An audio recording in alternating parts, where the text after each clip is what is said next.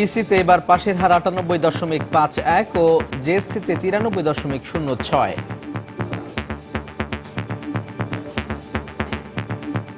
অনেক আনন্দ, এরকম ফিলিংস কখনো হয় না। পড়তে পড়তে পড়তে পড়তে এখন এট লাস্ট রেজাল্ট। ক্রেডিট দিব আমাদের মা বাবা আর আমার স্যারদেরকে। ওর পরিশ্রম আসলে বলার মতো না, সারাদিনই পরিশ্রম করছে। আল্লাহর মধ্যে সেই পরিশ্রমের ফল পেয়েছি আমরা। সন্ত্রাস ও জঙ্গিবাদের বিরুদ্ধে শিশুকাল থেকেই সচেতন করতে হবে শিক্ষার্থীদের, বললেন প্রধানমন্ত্রী।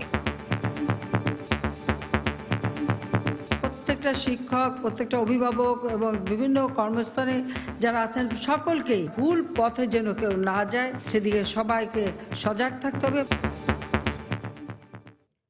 দেখছিলেন বিশেষ শিরোনাম। সন্ধ্যার সময় সঙ্গে আছি সাজিদ রাজু এবং আমি হাফসাতুন্নেসা।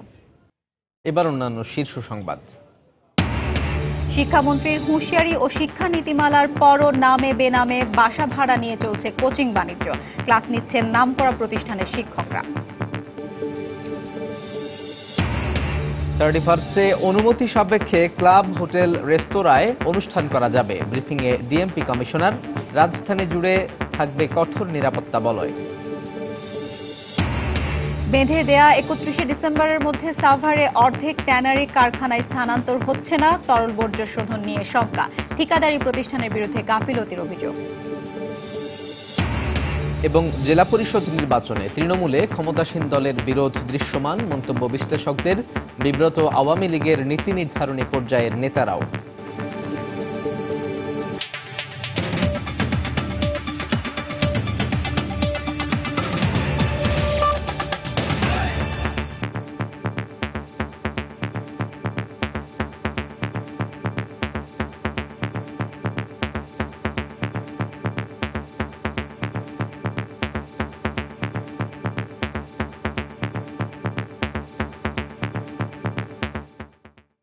পিইসি, জেএসসি ও সমমানের পরীক্ষার ফল প্রকাশ হয়েছে আজ। পিইসিতে সারা দেশে পাশের হার ৯৮.৫১ ও জেএসসিতে ৯৩.০৬। পিইসিতে জিপিএ 5 পেয়েছে ২,৮১,৮৯৮ জন এবং জেএসসি ও জেডিসিতে পেয়েছে ২,৪৭,৫৮৮ জন। বেলা ১২টার পর ফল জানতে পেরে বিভিন্ন স্কুলের শিক্ষার্থীরা উল্লাসে ফেটে পড়ে। এ সময় নেচে গেয়ে দল বেঁধে আনন্দ করে ক্ষুদে শিক্ষার্থীরা। শাফিন জাহিদকে সঙ্গে নিয়ে রাশেদ লিমনের রিপোর্ট। শিক্ষার্থীদের এই উল্লাস সফলতার আর গর্বের। দুপুর 12টায় ফল প্রকাশের পর থেকেই উৎসবে মেতে ওঠে প্রাথমিক ও অষ্টম শ্রেণী সমাপনী পরীক্ষায় উত্তীর্ণ শিক্ষার্থীরা। প্রকাশিত ফলে দেখা যায় এবার দুই পরীক্ষাতেই বেড়েছে পাশের হার আর জিপিএ 5। জেএসসি ও জেডিসি পরীক্ষায় এবছর অংশ নেয় ২৪,১২,৭৭৫ জন শিক্ষার্থী। পাশের হার ৯৩.০৬%। জিপিএ 5 পেয়েছে ২,৪৭,৫৮৮ জন শিক্ষার্থী। গতবারের চেয়ে যা ৫১,৩১৫ জন বেশি। নাচ আর বাদ্যের তালে তালে যে যেভাবে পেরেছেন উদযাপন করেছে তাদের সাফল্যকে। অনেক কষ্ট করেছি সারা বছর, অনেক পড়েছি, পড়তে পড়তে পড়তে পড়তে এখন এট লাস্ট রেজাল্ট। আজকে আমরা যখন এই ফলাফলটা পেয়েছি আমাদের সকল কষ্ট যেন মুছে গেল। ক্রেডিট দিব আমাদের মা বাবা আর আমার স্যারদেরকে। আমার টিচারদের কাছে পড়ছি, ফলটা পাইছি, এটার আনন্দ মানে বলে বোঝাতে পারবো না। এবার শতভাগ পরীক্ষার্থী উত্তীর্ণ হয়েছে এমন স্কুলের সংখ্যা ৯,৪৫০টি, আর একজনও পাশ করেনি এমন স্কুলের সংখ্যা গতবারের ৪৩ থেকে কমে দাঁড়িয়েছে ২৮টিতে। সন্তানের এমন আনন্দের দিনে উল্লাসের কমতি ছিল না অভিভাবক আর শিক্ষকদের মাঝেও। সবার সমন্বিতভাবেই চেষ্টার ফলে এটা আসে। এই ফলাফলে আমি অত্যন্ত সন্তুষ্ট। এর চেয়ে আর ভালো কি ফলাফল? হ্যাঁ, ভালো লাগতেছে। সারা বছর একটা পরিশ্রম গেছে, তো আল্লাহর মধ্যে সেই পরিশ্রমের ফল পেয়েছি আমরা। ওর পরিশ্রম আসলে বলার মতো না, সারাদিনই পরিশ্রম করছে। আর স্কুলে তো কথাই বলতে নাই। জেএসসি পরীক্ষায় বোর্ডের আলাদা করে ফলে দেখা যায় চট্টগ্রামে পাশ করেছে ৯০.৭৫%, সিলেটে ৯৩.৩৭%, রাজশাহীতে ৯৭.৬৮%, দিনাজপুরে ৯২.৯৯%, কুমিল্লায় ৮৯.৬৮%, বরিশালে ৯৭.৩৮%, যশোরে ৯৫.৩৫%। এছাড়া প্রাথমিক সমাপনী পরীক্ষা পিইসিতে এবছর পাশের হার 98.51%। জিপিএ 5 পেয়েছেন 2,81,898 জন। গতবারের চেয়ে যা বেড়েছে 47,557 জন। শতভাগ উত্তীর্ণ প্রতিষ্ঠানের সংখ্যাও এবার 867 বেড়ে দাঁড়িয়েছে 6,247-এ। আর একজনও উত্তীর্ণ হয়নি এমন প্রতিষ্ঠানের সংখ্যা কমে দাঁড়িয়েছে 8টিতে। এবছর নভেম্বরে সারা দেশে প্রাথমিক ও অষ্টম শ্রেণীর সমাপনী পরীক্ষা অনুষ্ঠিত হয়। কঠোর অধ্যবসায়, শিক্ষক আর অভিভাবকদের পরিশ্রমের ফল এই উল্লাস। সেদিন হয়তো বেশি দূরে নয় যেদিন এই প্রজন্মের হাত ধরেই স্বপ্নের চূড়ায় উঠবে অদম্য এই বাংলাদেশ। রাশেদ লিমন, সময় সংবাদ, ঢাকা। গণভবনে পরীক্ষার ফল হস্তান্তরের পর প্রধানমন্ত্রী শেখ হাসিনা বলেন, জঙ্গিবাদের বিরুদ্ধে শিশুকাল থেকেই সচেতন করতে হবে শিক্ষার্থীদের। এ বিষয়ে অগ্রণী ভূমিকা পালন করতে পারে শিক্ষক ও অভিভাবকরা। প্রধানমন্ত্রী বলেন, বৈষম্য দূর করতেই শিক্ষার প্রতিটি স্তরে চালু করা হয়েছে পাবলিক পরীক্ষা। প্রতি বছরের মতো এবারও পরীক্ষা শেষ হওয়ার পর নির্ধারিত সময়েই প্রস্তুত হয়েছে ফলাফল। পরীক্ষার ফল হস্তান্তর করতে গণভবনে যান দুই মন্ত্রী।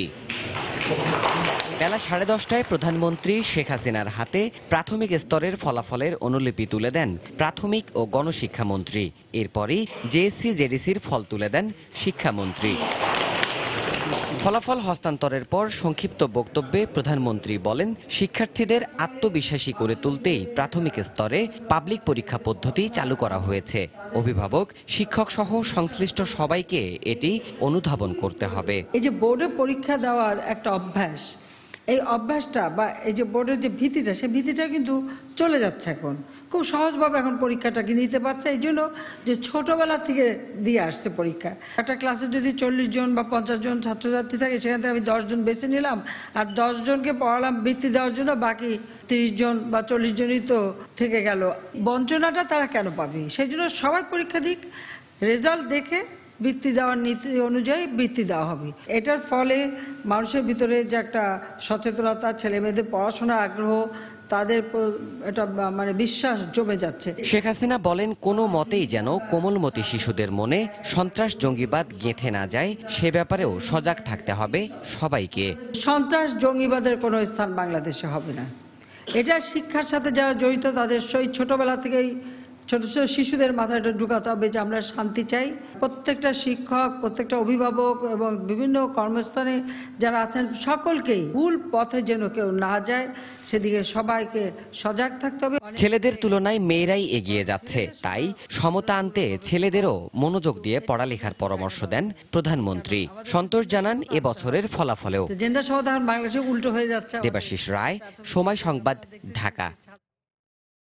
কয়েক বছর ধরে কোচিং সেন্টার বন্ধ এবং শিক্ষা প্রতিষ্ঠানের বাইরে শিক্ষকদের কোচিং বা ব্যাচ পড়ানোয় নানা নিয়মকানুন বেঁধে দিয়েছে শিক্ষা মন্ত্রণালয়। তাতে সাময়িকভাবে কিছুটা ধাক্কা লাগে কোচিং বাণিজ্যে। এসব পদক্ষেপকে ব্যর্থ করে দিয়ে আবারও নামে বেনামে চলছে এ বাণিজ্য।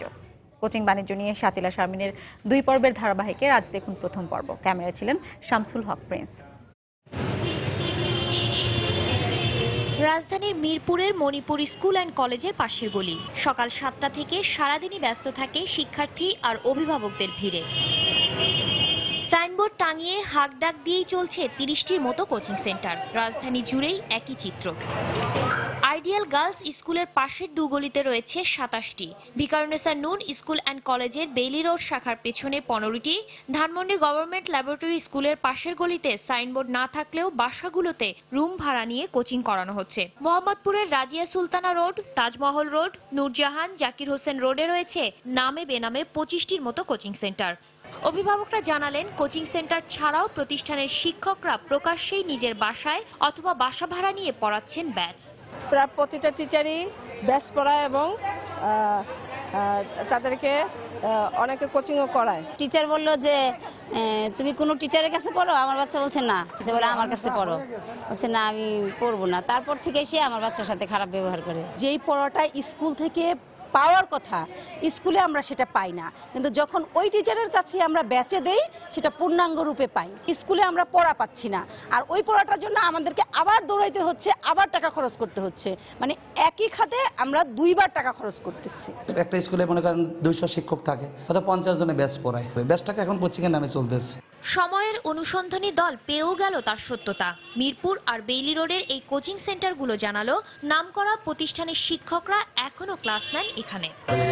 এখন বড় হলে এখনো আমি মানে কন্টিনিউ করতেছেন না, মাঝে মধ্যে কোনো সময় ক্লাস 10 স্টুডেন্ট পড়াচ্ছেন। এই ক্ষেত্রে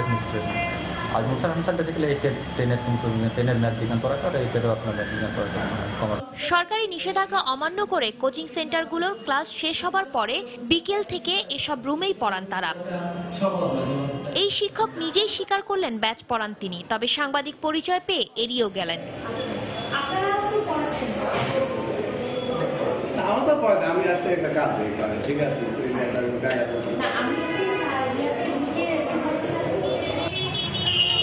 রাজধানীর স্কুলগুলোর পাশের অলিতে গলিতে নামে বেনামে চলছে এ ধরনের কোচিং বাণিজ্য।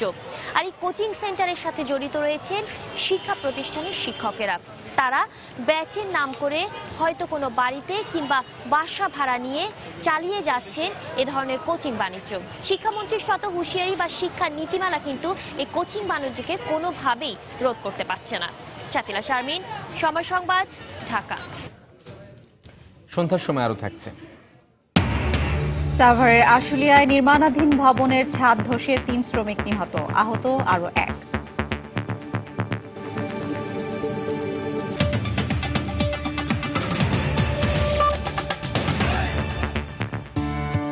ব্লেজ এলইডি লাইট, লাইট বদলান, লাইফ বদলান। ঢাকায় 31st নাইটে উন্মুক্ত স্থানে কোনো অনুষ্ঠান করা যাবে না। অনুমতি সাপেক্ষে অনুষ্ঠান করা যাবে ক্লাব, হোটেল, রেস্তোরাঁয়। ডিএমপি কার্যালয়ে এক ব্রিফিংয়ে একথা জানান ডিএমপি কমিশনার আসাদুজ্জামান মিয়া। তিনি জানান, নববর্ষকে ঘিরে অপ্রীতিকর ঘটনা এড়াতে সারা দেশে কঠোর নিরাপত্তা ব্যবস্থা নেওয়া হয়েছে। হলি আর্টিজানে জঙ্গি হামলার পর রাজধানীর কূটনীতিক পাড়ায় নিরাপত্তা জোরদার করা হয়। 31st নাইটকে ঘিরে আরও বেশি তৎপর আইন শৃঙ্খলা রক্ষাকারী বাহিনী। যে কোনো অপ্রীতিকর পরিস্থিতি এড়াতে বাড়তি সতর্কতা হিসেবে বন্ধ ঘোষণা করা হয়েছে গুলশান, বর্ণি, বারিধারার সব বার ও ওয়ার হাউস। অনুমতি সাপেক্ষে কেবল কয়েকটি 5 তারকা হোটেলে অনুষ্ঠান করার সুযোগ থাকছে। সকালে ডিএমপির ব্রিফিংয়ে সার্বিক নিরাপত্তা ব্যবস্থা তুলে ধরা হয়। 31স্টে যে কোনো ধরনের উচ্ছৃঙ্খল, বিশৃঙ্খল আচরণকে নিয়ন্ত্রণ করব এবং এটি শান্তিপূর্ণভাবে সকলে যাতে উদযাপন করতে পারে সেই জন্য প্রয়োজনীয় নিরাপত্তা ব্যবস্থা গ্রহণ করব। শহরের বিভিন্ন গুরুত্বপূর্ণ পয়েন্টে চেকপোস্ট স্থাপিত করা হবে, তল্লাশি কার্যক্রম চলবে।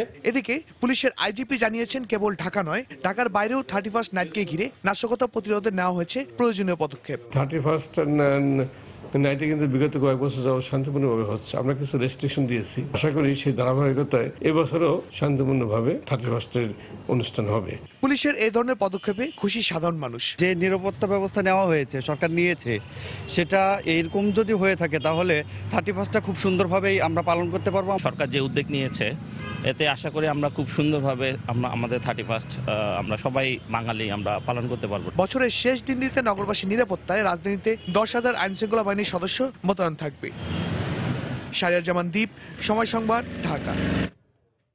আন্তর্জাতিক অপরাধ ট্রাইব্যুনাল সরানোর সিদ্ধান্ত পুনর্বিবেচনা চেয়ে দ্বিতীয়বারের মতো সুপ্রিম কোর্টকে চিঠি দিয়েছেন আইন মন্ত্রণালয়।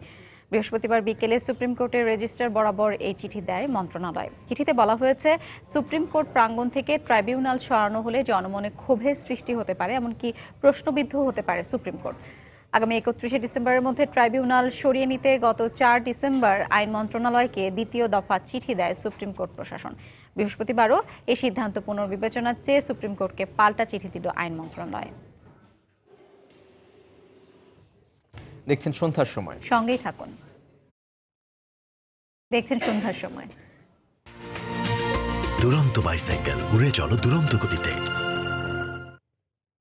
সড়ক পরিবহন ও সেতুমন্ত্রী ওবায়দুল কাদের বলেছেন, কোনো ইস্যু খুঁজে না পেয়ে বিএনপি জেলা পরিষদ নির্বাচনকে সংবিধান পরিপন্থী বলে দাবি করছে। তিনি বলেন, যারা সংবিধানকে পদদলিত করে স্বৈর শাসনের সূচনা করেছিল তাদের মুখে সংবিধানের কথা মানায় না। সকালে ধানমন্ডিতে আওয়ামী লীগ সভানেত্রীর কার্যালয়ে ঢাকার পার্শ্ববর্তী জেলার নেতাদের সঙ্গে বৈঠকে একথা বলেন তিনি। বিএনপি ক্ষমতায় আসে 1 থেকে 2006 পর্যন্ত, তাহলে কেন এই আইনটি আপনারা সংশোধন করলেন না? সংবিধানকে রক্তাক্ত পদদলিত করে আপনারাই এদেশে অগণতান্ত্রিক স্বৈরাচারী শাসনের সূচনা করেছে। কাজেই আপনাদের মুখে সংবিধানের কথা শুনলে মনে হয় ভূতের মুখে রাম রাম। সন্ধ্যার সময় আরো থাকছে ব্যাটসম্যানদের আত্মহুতির মিছিলে নেলসনের দ্বিতীয় ওয়ানডেতে 67 রানে হারল বাংলাদেশ। 1 ম্যাচ হাতে রেখেই সিরিজ জিতল নিউজিল্যান্ড। ব্যাটসম্যানদের দুষলেন অধিনায়ক। জেলা পরিষদ নির্বাচনের মাধ্যমে তৃণমূলে ক্ষমতাসীন দলের বিরাজমান বিরোধ ও অনৈক্য দৃশ্যমান হয়েছে বলে মন্তব্য করেছেন রাজনৈতিক বিশ্লেষকরা। বিষয়টি নিয়ে বিব্রত আওয়ামী লীগের নীতি নির্ধারণী পর্যায়ের নেতারাও। দলীয় ফোরামে নির্দেশনা অমান্যকারী নেতাদের বিষয়ে সিদ্ধান্ত নেওয়া হবে বলেও জানান তারা। সালাউদ্দিন সুমনের রিপোর্ট। দেশের ইতিহাসে জেলা পরিষদের প্রথম নির্বাচন অনুষ্ঠিত হল বুধবার। একযোগে 61 জেলায় পরোক্ষ ভোটের এই নির্বাচন অনুষ্ঠিত হয়। বিএনপি জাতীয় পার্টি সহ অন্য কোনো বড় দলের অংশগ্রহণ না থাকার পরও এই ভোটে 13 জেলায় চেয়ারম্যান পদে পরাজিত হন আওয়ামী লীগ সমর্থিত প্রার্থীরা। অভিযোগ উঠেছে 12 জন বিদ্রোহী ও 1 জন স্বতন্ত্র প্রার্থীকে বিজয়ী করতে ভূমিকা পালন করেছেন স্থানীয় সংসদ সদস্য ও মন্ত্রীরা। কয়েকটি জেলায় নিজেদের মধ্যে ঘটেছে সংঘাতের ঘটনাও। জেলা পরিষদের নির্বাচনটা জাতীয় সংসদ নির্বাচনের আগে এমন অন্তর্দ্বন্দ্বের ঘটনা আওয়ামী লীগের জন্য সতর্ক সংকেত হিসেবেই দেখছেন এই বিশ্লেষক। তৃণমূলে প্রচন্ড ক্ষমতা বিরোধ দৃশ্যমান। তারা যদি দলের ভেতরে এমপি এবং মূল দলের নেতৃত্বের ভেতরে যদি ভারসাম্য আনতে না পারে, সমঝোতা না আনতে পারে, তবে তাদের জন্য কিন্তু নেতিবাচক নানা প্রতিক্রিয়া দেখা দিতে পারে। বিষয়টিকে ভালোভাবে নিচ্ছে না কেন্দ্রীয় আওয়ামী লীগ। এ নিয়ে দলীয়ভাবে সিদ্ধান্ত গ্রহণের কথা জানালেন এই শীর্ষ নেতা। যারা দায়িত্বশীল পদে থেকে দলীয় সিদ্ধান্তের বাইরে গিয়েছেন, তারা হয়তো জিনিসটা খুব ভালো করেননি, সেটা আপনারা সাংগঠনিকভাবে আমরা দেখব। এই বিশ্লেষক মনে করেন অনিয়ম কোন্দলের পাশাপাশি বড় দলগুলোর অংশগ্রহণ না থাকায় এই নির্বাচনের গ্রহণযোগ্যতা প্রশ্নবিদ্ধ হয়েছে। একটা মডেল নির্বাচন নারায়ণগঞ্জে হলো, যেটা একটা ভালো দৃষ্টান্ত ছিল। তারই কয়েকদিনের মাথায় জেলা পরিষদের নির্বাচনটা নির্বাচন পরিষদ এবং সরকার সবার জন্যই খুব ভালো দৃষ্টান্ত হয়ে থাকলো না। গ্রহণযোগ্যতার মাত্রা নিয়ে অতৃপ্তি প্রকাশ করে আওয়ামী লীগের এই নেতা বলেন, নির্বাচনকে অংশগ্রহণমূলক না করার দায় বিএনপির। বিএনপির আসলে নির্বাচনের প্রতি খুব আগ্রহী না। জেলা পরিষদ নির্বাচনে যদি অংশ নিত, নিঃসন্দেহে বলা যায় যে এই নির্বাচনটা আরও প্রতিদ্বন্দ্বিতাপূর্ণ হতো এবং সেই নির্বাচনে আরও সাধারণ মানুষের কাছে অনেক বেশি গ্রহণযোগ্য হতো। নির্বাচনে অংশ না নেওয়ার দায়িত্ব তাদের। নির্বাচনে অংশগ্রহণ না করার মানসিকতা ত্যাগ করতে বিএনপির প্রতি আহ্বানও জানান হানিফ। তাদের ব্যর্থতার কারণেই সালাউদ্দিন সুমন, সময় সংবাদ, ঢাকা। ডিসেম্বরের পর হাজারীবাগে আর কোনো কাঁচা চামড়া প্রক্রিয়াজাত করতে না দেওয়ার সিদ্ধান্তে অটল রয়েছে সরকার। যদিও মাঠের চিত্র বলছে এবারও সম্ভব হবে না বেঁধে দেওয়া সময়ের মধ্যে চামড়া শিল্পের শতভাগ স্থানান্তর। ব্যবসায়ীরা বলছেন কোনো সময়সীমা মেনে নয়, ব্যবসার স্বার্থে যত দ্রুত সম্ভব ট্যানারি স্থানান্তর করা হবে। সেই সাথে তারা তাগিদ দিলেন সাভারের নতুন শিল্পনগরীতে শতভাগ বর্জ্য শোধন নিশ্চিত করার। বিস্তারিত কামরুল হাসান সবুজের রিপোর্টে। হাজারীবাগ থেকে সাভার, সরকারের আলটিমেটাম আর ব্যবসায়ীদের অজুহাতের মধ্যে এখনো আটকে আছে চামড়া শিল্পের স্থানান্তর। ট্যানারি স্থানান্তরে চলতি বছরের জানুয়ারিতে 72 ঘন্টার যে সময়সীমা বেঁধে দেয় সরকার, কয়েক দফা শিথিল করে তা বাড়ানো হয় বছরের শেষ দিন পর্যন্ত। তবে ট্যানারি মালিকরা বলছেন এই সময়ে 154টি শিল্প ইউনিটের মধ্যে 50 থেকে 55টি সাভারে কাঁচা চামড়া প্রক্রিয়াকরণ শুরু করতে পারবে।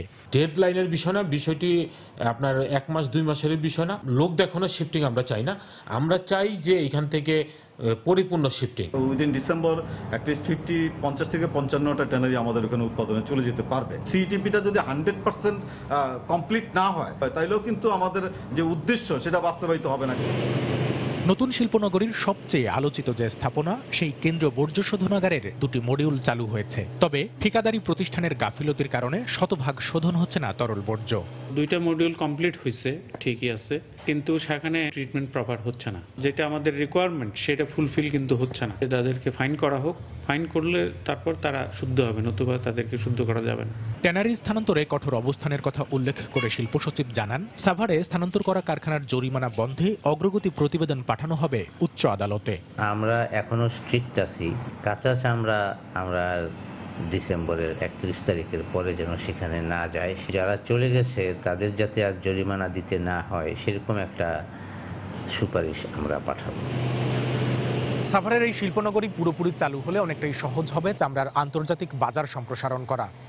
ব্যবসায়ীরা এমন কথা বললেও তাদের শঙ্কা, এই শিল্পনগরীর প্রাণ সিটিপি শতভাগ কাজ না করলে আরেকটি বুড়িগঙ্গা হবে এর পাশ দিয়ে বয়ে চলা ধলেশ্বরী নদী। সেই সাথে মুখ থুবড়ে পড়বে বাংলাদেশের চামড়া শিল্পের উত্থানের শুরু। সাভারের চামড়া শিল্পনগরী থেকে কামরুল হাসান সবুজ, সময় সংবাদ, ঢাকা।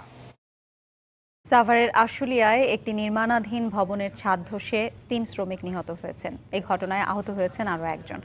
ফায়ার সার্ভিস ও এলাকাবাসী জানায়, বিকেলে জিরাবো এলাকায় প্রাইমাল ফুডস অ্যান্ড ড্রিঙ্কস নামে একটি বেসরকারি প্রতিষ্ঠানের একটি ভবনের 2য় তলার ছাদ ঢালাইয়ের কাজ করছিলেন বেশ কয়েকজন শ্রমিক। এ সময় ওই ছাদের একটি অংশ ধসে পড়লে 4 নির্মাণ শ্রমিক আহত হন। পরে গুরুতর অবস্থায় জাহাঙ্গীর, জামাল ও শহীদুল নামে 3 জনকে উদ্ধার করে স্থানীয় হাসপাতালে নেওয়া হলে তাদেরকে মৃত ঘোষণা করেন কর্তব্যরত চিকিৎসক। এ ঘটনায় আহত অপর শ্রমিককে প্রাথমিক চিকিৎসা দেওয়া হয়েছে। ঢাকা বিশ্ববিদ্যালয়ের চারুকলা প্রাঙ্গণে শুরু হয়েছে জয়নুল উৎসব। শিল্পাচার্য জয়নুল আবেদিনের 102তম জন্মবার্ষিকী উপলক্ষে এই উৎসবে প্রদর্শিত হয়েছে চারুকলা অনুষদের শিক্ষক ও শিক্ষার্থীদের বিভিন্ন শিল্পকর্ম। এছাড়াও বিভিন্ন জেলা থেকে আসা লোকজ শিল্পীদের বিভিন্ন শিল্পকর্ম প্রদর্শনী জয়নুল উৎসব করেছে প্রাণবন্ত। ঢোলের বাদ্য আর নাচের তালে মুখর চারুকলা প্রাঙ্গণ। গ্রাফিক্স, ভাস্কর্য, অঙ্কন এবং রকমারি কারুকাজের পসরা সাজিয়ে বসেছে বিভিন্ন বিভাগের শিল্পীরা। লিচুতলা থেকে বকুলতলা, সবখানে ছড়িয়ে প্রাণের উচ্ছ্বাস।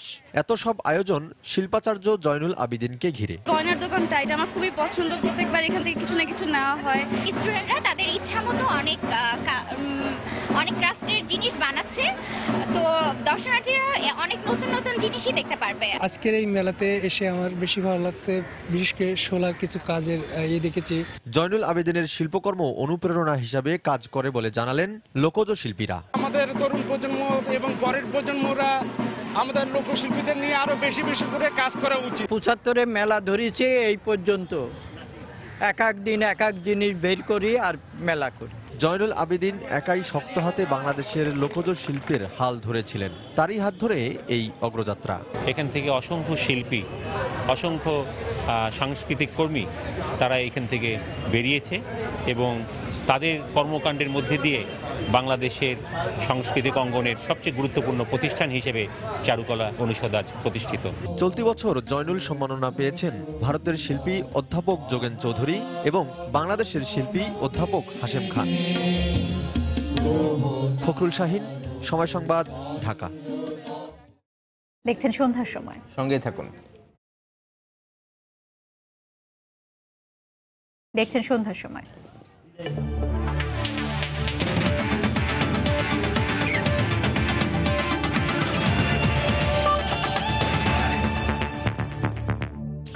বাংলাদেশ নিউজিল্যান্ড ওয়ানডে সিরিজের খবর।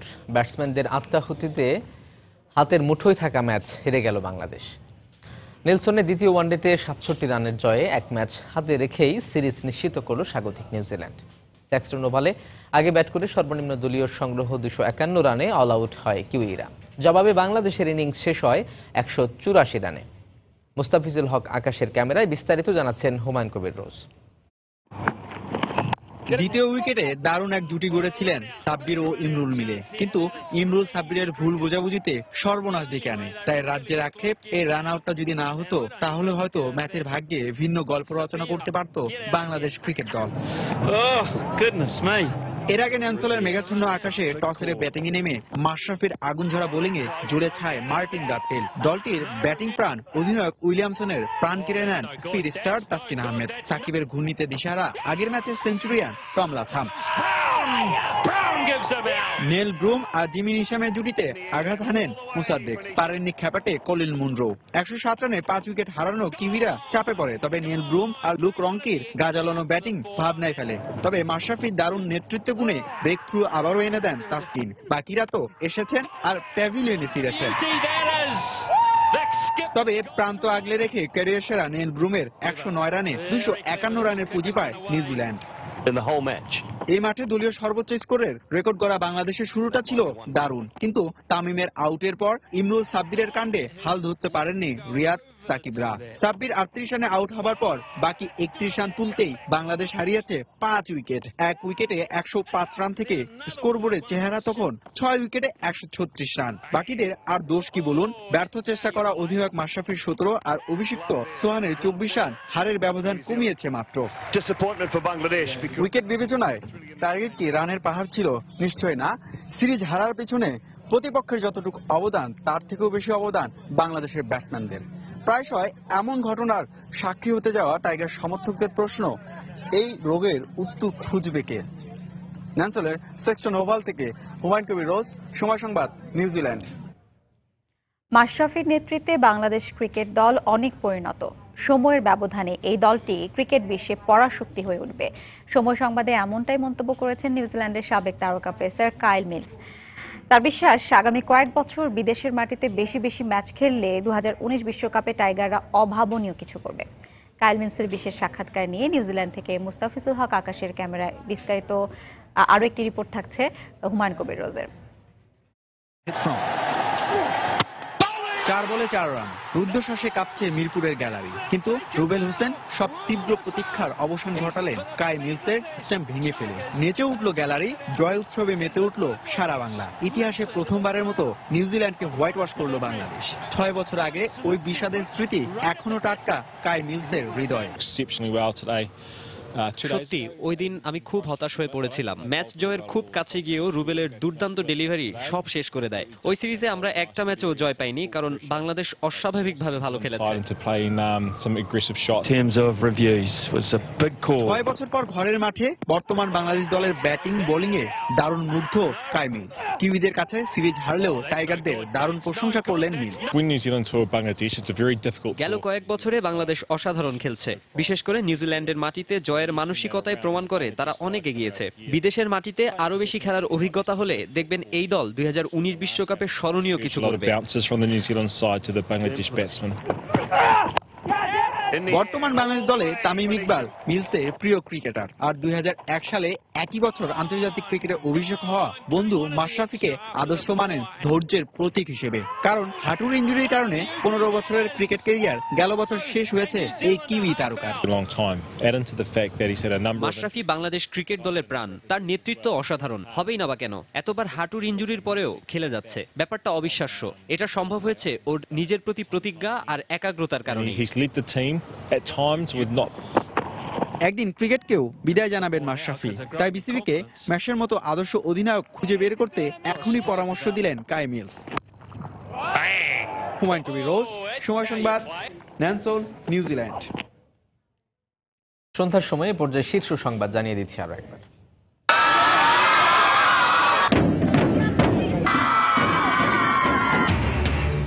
পিএসসি, জেএসসি, জেডিসি পরীক্ষার ফল প্রকাশ। পাশের হার পিএসসিতে 98.51 ও জেএসসিতে 93.06। জঙ্গিবাদের বিরুদ্ধে শিশুকাল থেকেই সচেতন করতে হবে শিক্ষার্থীদের, মন্তব্য প্রধানমন্ত্রীর। বললেন, বৈষম্য দূর করতেই প্রতিটি স্তরে চালু করা হয়েছে পাবলিক পরীক্ষা। শিক্ষামন্ত্রীর হুঁশিয়ারি ও শিক্ষা নীতিমালার পরও নামে বেনামে বাসা ভাড়া নিয়ে চলছে কোচিং বাণিজ্য। ক্লাস নিচ্ছেন নামকরা প্রতিষ্ঠানের শিক্ষকরা। 31 অনুমতি সাপেক্ষে ক্লাব, হোটেল, রেস্তোরাঁয় অনুষ্ঠান করা যাবে। ব্রিফিংয়ে ডিএমপি কমিশনার। রাজধানী জুড়ে থাকবে কঠোর নিরাপত্তা বলয়। এবং জেলা পরিষদ নির্বাচনে তৃণমূলে ক্ষমতাসীন দলের বিরোধ দৃশ্যমান, মন্তব্য বিশ্লেষকদের। বিব্রত আওয়ামী লীগের নীতি নির্ধারণী পর্যায়ের নেতারাও। এই ছিল সন্ধ্যার সময়। যে কোনো খবর পেতে ভিজিট করুন সময়নিউজ.tv আর সঙ্গে থাকুন সময়।